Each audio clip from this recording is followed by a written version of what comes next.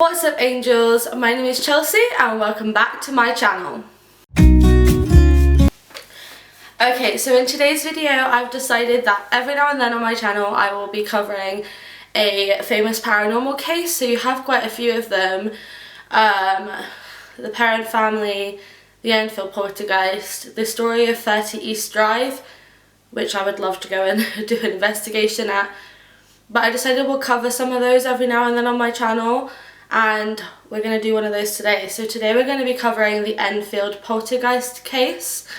There is a lot of skepticism involving this case in specific, so I want you to bear that in mind, that a lot of people don't believe that this case is real and a lot of people believe that the case is real. And I want you to bear that in mind as we go through the video, and I will be adding photos and videos and audio evidence from that experience throughout the video. So just bear in mind whilst you're watching and listening and seeing all of this evidence played out in front of us, and then let me know in the comments whether you believe or not. So without further ado, let's get into the case. So let's start with a timeline of events. The Hodgson family lived in a 3-bedroom council house in Enfield in London. A lot of the time with these cases, it tends to be quite a dark time for people in their lives that these occurrences start to happen. However, that wasn't the case with the Hodgson family. They were very much happy in their house and they had a very big support system around them. They were lucky to be very, very close to their neighbours Vic and Peggy, who is his wife, which might get confusing because Peggy Hodgson is also the mother in this case. So they have the same name, so I'll try and refer to her as their neighbours to stop making it confusing. They also, Peggy Hodgson's brother also lived about 4 doors away from the house, so they had a lot of support, and I think it was definitely needed in respects to this case because a lot of stuff happened at a very quick pace and they definitely needed the love and support around them to try and keep them sane during this time. So on the 30th of August 1977, Peggy's daughter Janet called down to her mum and said that her brother Billy's bed was acting funny. What she actually meant by this was that it was shuffling back and forth. Obviously Peggy just brushed it off and told her that it was fine. I don't think she actually witnessed the bed moving back and forth. But the next night at about 9:30 p.m, all the kids had been put to bed and she heard shuffling coming from the back bedroom in her property. Obviously she shouted up the stairs. I'm sure all of our mums have done it and told us said stop messing around. But Janet, her 11-year-old daughter, again said that it wasn't her or her sisters. It was actually a chest of drawers that was moving on its own. At this point, Peggy went upstairs to see what she was talking about, and as she walked in the room, she saw for herself the chest of drawers moving away from the wall. Now, Peggy went over to this and moved it back. It then happened again. It happened 3 more times. On the 3rd time, Peggy attempted to move the chest of drawers back, but she said that it felt like someone was pushing from the other side, and as a result it meant that Peggy couldn't move the bed back, move the chest of drawers back. At this point, obviously terrified out of her mind and scared for her and her children, she took the kids and went next door to her neighbour Vic's house. Now Vic was a roofer and by trade, and he thought that maybe what they were experiencing was due to a lack of structure or some structural deficits within the house itself.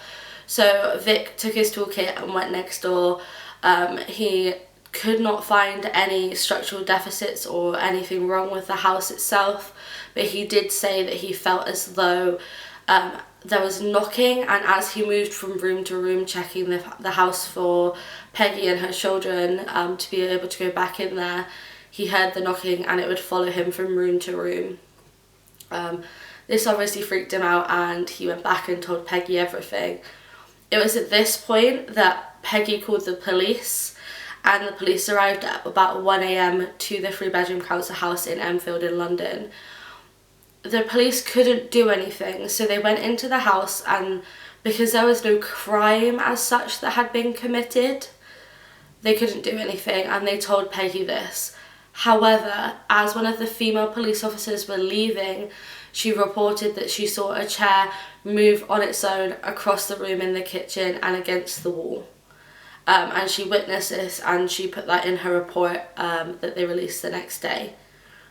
It was then at this point, a few days later, that Peggy called the Daily Mail. So if for anybody who doesn't know what that is a newspaper here in the UK. She called them to see if they had any advice or could send anyone over to help her. The Daily Mail sent 2 journalists to the house, and the journalists went in and they spent a good few hours there and experienced nothing. Peggy and her children were at her neighbour's house at this point. I think they probably were just too scared to go home, as most of us would be. The journalist then went into the house, couldn't find anything, like I said, and then went next door to get Peggy and her kids at about 2:30 a.m. To bring them back across to their home. As they walked through the door, some Lego and some rocks were then thrown at Peggy and the journalist and her children, and then obviously the journalist freaked out and wrote that into their report as they went back. At this point, the Daily Mail contacted a society that had dealt with a lot of paranormal and unexplained experiences, and they asked if they could send somebody to the house in Enfield to see if these people experienced anything or if they could help the family at all. Luckily for Peggy and her family, there was a man who had just joined the society. His name was Maurice Gross, and he went to the house for the first time with the 2 journalists that had already experienced the Lego and rocks being thrown at them. He didn't experience anything the first time he was there. However, he did speak to Peggy himself and say that she needed to just remain calm and to keep every single one of these experiences written down in a journal so that he could analyse it and that they could keep track of everything that was happening. A few days later, Maurice returned, and he was there at night, and at about 1:15 a.m. he heard a really loud bang upstairs in the girls' bedrooms. As he ran up the stairs to make sure the girls were alright, he could see that a chair had been thrown across the room, but the girls were still fast asleep. I don't know how you would sleep through that, but I guess it was probably becoming normal for them at this point. I would like to mention as well, this is within like a week and a half period from the 30th that Maurice had showed up to help. So it really was moving quite quickly in developing the paranormal side of it. It was at this point, after Maurice experienced something for himself, that he decided that it did warrant a further investigation into the property. And from that moment on, he was with the family until the end, when things started to quieten down for them.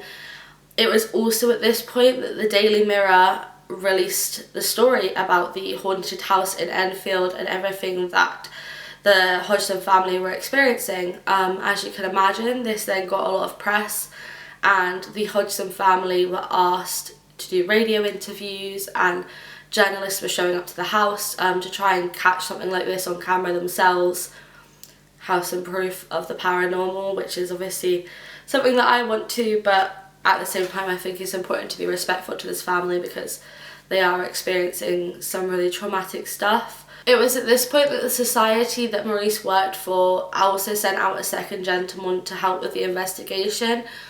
They sent him out on the 12th of September 1977.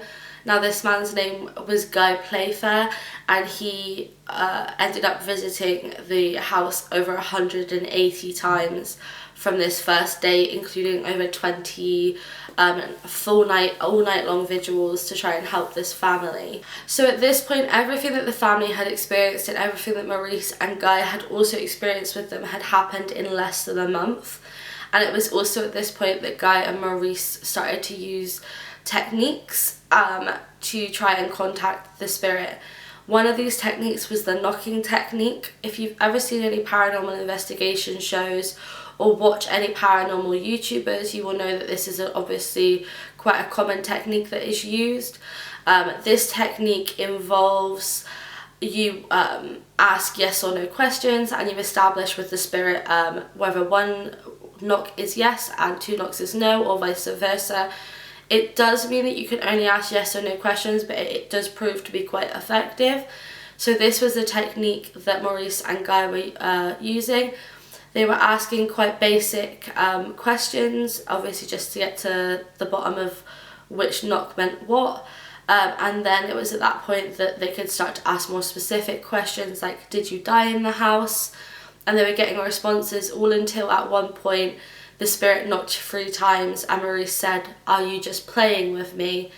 And as he said this, some cardboard boxes that were all piled up in the corner of the kitchen moved on their own and it just hit him in the face out of nowhere. Obviously he wasn't expecting this, but that was the first time that he'd had anything thrown at him or directed specifically at him. On the 12th of November 1977, Janet was picked up and thrown from her bed, and her mattress was thrown off of her bed as well. There was nobody with them, the family, on this specific night, but obviously it woke Peggy up, and once Peggy had settled Janet back into bed, she could not sleep. So she took one of the techniques that Guy and Maurice had taught her, which was to leave paper and pen lying around the house, so she could see if she could communicate with the spirit and ask it what it wanted. She did say that, and then I'm just going to read this off my phone because it's a very specific thing. She went into the kitchen 5 minutes after she'd done this and found a note on the kitchen fridge that stated, and I will just read this to you: "I will stay in this house. Do not read this to anyone or I will retaliate." That's terrifying. So then on Saturday 26th of November 1977, Peggy's brother John went up to the girls' bedroom just to check on Janet and her sister and make sure that everything was okay. As he entered the room, he found Janet on top of a radio, which was on top of a chest of drawers in the corner of the room. Now this seems physically impossible, but some journalist and a photographer from the Daily Mirror were there for this experience.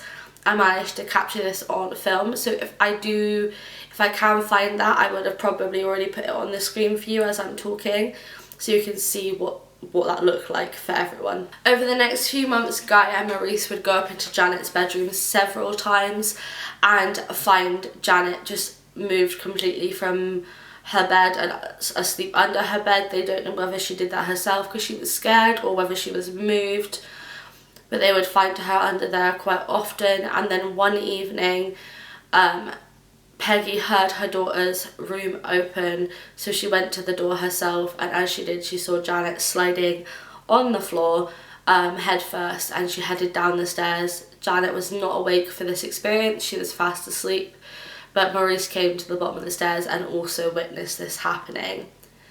It was also at that point that then the voices started. So usually when we're talking about voices in paranormal cases, you think about disembodied voices, so voices where you're hearing stuff, but you do have to remember that this is a poltergeist case and it also has some elements of possession, with Janet being the epicenter. So what actually started to happen was that Guy and Maurice asked the spirit if it could talk through something or talk out loud itself, and the spirit chose to use Janet's body as a vessel for this. There is, like I said, recordings of this. You can actually hear this voice. I am going to add it in a second and then I'll be back.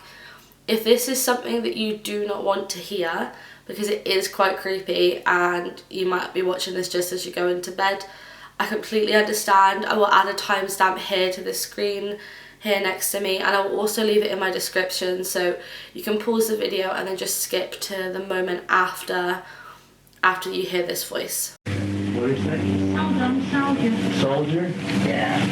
What kind of soldier? Chipmunk. What? Chipmunk. Shut up. Oh no, we're not back to that.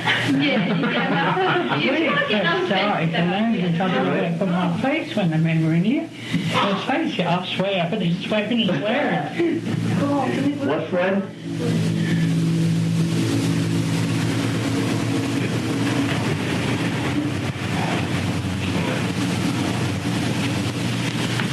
How are you feeling, Fred? Somebody hit me up. Somebody kicked. Okay, so somebody actually took that recording, which I'm sure you have goosebumps because it is incredibly creepy. Someone took that to a doctor that specialised in ENT but also in neurology, and the ENT doctor said that an 11-year-old girl would not have physically been able to create those noises herself. It would have caused significant damage to her vocal cords and to her larynx. And so it was just humanly impossible for Janet to have been making those noises herself, especially at 11 years of age. And after that time, they also tried to see if they could get Janet to drink a glass of water, and as she was drinking, they were asking questions as well. These questions were still responded to, so they were as she was drinking, so obviously it's physically impossible for her to talk while she's drinking without you being able to hear that she's drinking. And it happened, that's how it happened. The voice was still coming through loud and clear. This voice became very, very chatty after this point, so to the point that Guy and Maurice would be able to have full conversations with this voice. They obviously asked if he died in the house and how he died, and the spirit itself was able to tell them exactly how it died in the house. The spirit first identified itself as a man named Tom, and then it changed from Tom to Bill. There was a gentleman that had lived in the house previously. His name was Bill, and he'd passed away in the house. So they then began to believe that that was the poltergeist that they were speaking to. So after this time, more of the same continued, and it also began to escalate. There was then levitation involved. On multiple occasions, they would go into rooms while Janet was fast asleep and find her levitating above her bed. It was also at this point that Ed and Lorraine Warren reached out and asked if they could do anything to help, or if they could visit Janet in the house and see for themselves. If anybody's seen the film The Conjuring 2, I haven't yet to see it, but I do plan on watching it. That film is based very, very loosely on the tale of the Hodgson family and the Enfield poltergeist. It also definitely exaggerates Ed and Lorraine Warren's involvement with the case. They came to the house twice. The first time they were only there for 24 hours. There was no... obviously it was just added that they were there for a long period of time and they were fully involved with this case for dramatic effect, and obviously Ed and Lorraine Warren are a huge part of the paranormal community, so I guess that's probably why they did that.